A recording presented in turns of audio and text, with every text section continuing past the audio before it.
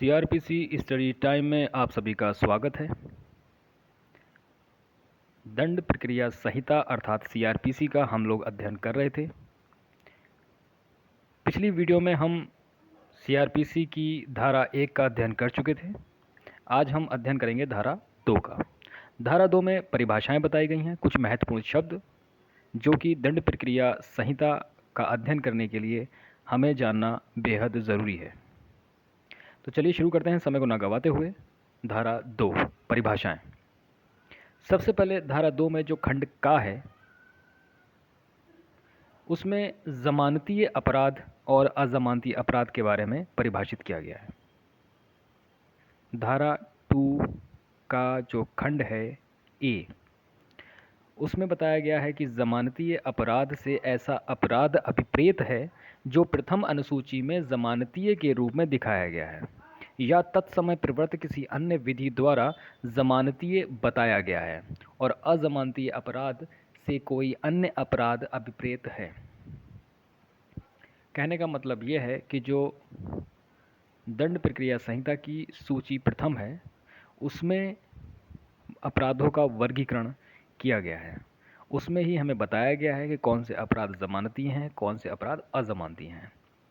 थोड़ा सा यहाँ पर क्लियर कर दूँ कि यहाँ पर जो शब्द यूज़ किए गए हैं कि प्रथम अनुसूची में, और उसके बाद या लगा के आगे दिया हुआ है तत्समय प्रवृत्त किसी अन्य विधि द्वारा जमानतीय बताया गया है। मतलब कहने का ये है कि जो प्रथम अनुसूची में अपराधों का वर्गीकरण किया गया है वो दंड विधि यानी कि भारतीय दंड विधि अर्थात आईपीसी में जिन अपराधों का जिक्र किया गया है उन्हीं अपराधों का वर्गीकरण प्रथम अनुसूची में अर्थात सीआरपीसी की जो प्रथम अनुसूची है उसमें वही आईपीसी के अपराधों का वर्गीकरण किया गया है। और जो इसमें दिया है तत्समय प्रवृत्त किसी अन्य विधि द्वारा, कहने का मतलब ये है कि आईपीसी के अतिरिक्त भी अपराधों से संबंधित कुछ माइनर एक्ट प्रचलित हैं।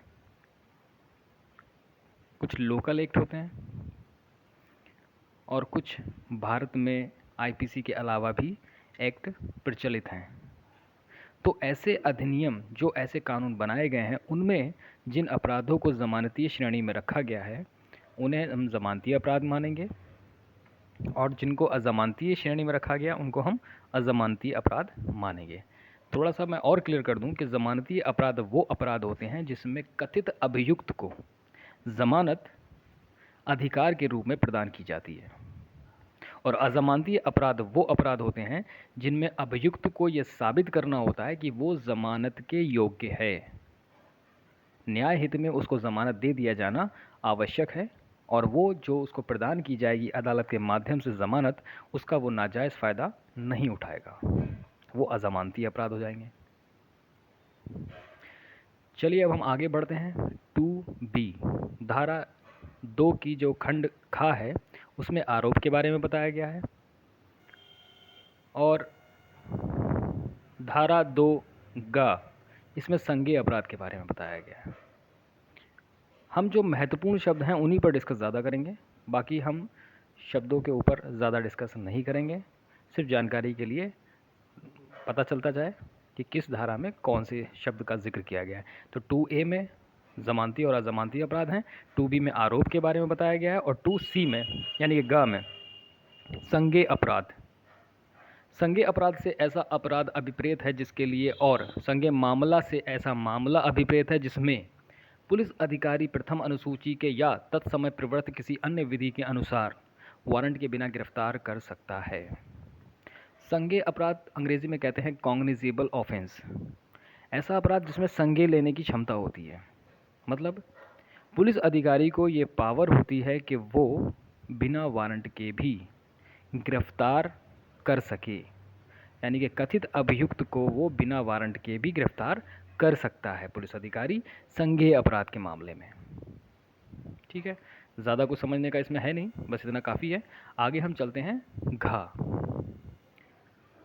2D। 2D में परिवाद के बारे में बताया गया। परिवाद को अंग्रेज़ी में कंप्लेंट बोलते हैं और आम बोलचाल की भाषा में उसे शिकायत भी कहते हैं। परिवाद बहुत ज़रूरी है जानना। परिवाद से इस संहिता के अधीन मजिस्ट्रेट द्वारा कार्रवाई किए जाने की दृष्टि से मौखिक या लिखित रूप में उससे किया गया यह अभिकथन अभिप्रेत है कि किसी व्यक्ति ने, चाहे वह ज्ञात हो या अज्ञात, अपराध किया है, किंतु इसके अंतर्गत पुलिस रिपोर्ट नहीं होती है। परिवाद किसके सामने किया जाता है? मजिस्ट्रेट के सामने किया जाता है। लिखित में भी हो सकता है और मौखिक भी हो सकता है। और इसमें ऐसा अभिकथन किया जाता है कि जो कथित अपराधी है उसने ऐसा अपराध किया है, चाहे फिर वो ज्ञात हो या अज्ञात व्यक्ति हो, लेकिन पुलिस रिपोर्ट इसके अंतर्गत नहीं आती है। तो परिवाद कब किया जाता है ये भी थोड़ा जान लेते हैं। परिवाद जब हम थाने में अक्सर देखा जाता है कि कोई तहरीर लेकर जाता है या अपनी शिकायत करने के लिए चाहता है, तो पुलिस जो होते हैं, पुलिस वाले, वो अक्सर देखा जाता है कि एफआईआर दर्ज नहीं करते हैं। किसी मामले की ना जांच करते हैं, ना पड़ताल करते हैं, और एफआईआर भी दर्ज नहीं करते हैं। तो ऐसे मामलों में क्या होता है कि जब थाने में हमारी एफआईआर दर्ज नहीं की जाती है, तो ऐसे मामलों में हमारे पास जो ऑप्शन होता है वो उच्च अधिकारियों के पास जाने के पश्चात मजिस्ट्रेट के पास हमें पेश होना होता है और वहाँ हम अपनी कंप्लेंट दर्ज कराते हैं। तो वही परिवाद कहलाता है। इसका स्पष्टीकरण जो दिया है वो है, ऐसे किसी मामले में जो अन्वेषण के पश्चात किसी असंज्ञेय अपराध का किया जाना प्रकट करता है, पुलिस अधिकारी द्वारा की गई रिपोर्ट परिवाद समझी जाएगी और वह पुलिस अधिकारी जिसके द्वारा ऐसी रिपोर्ट की गई है परिवादी समझा जाएगा।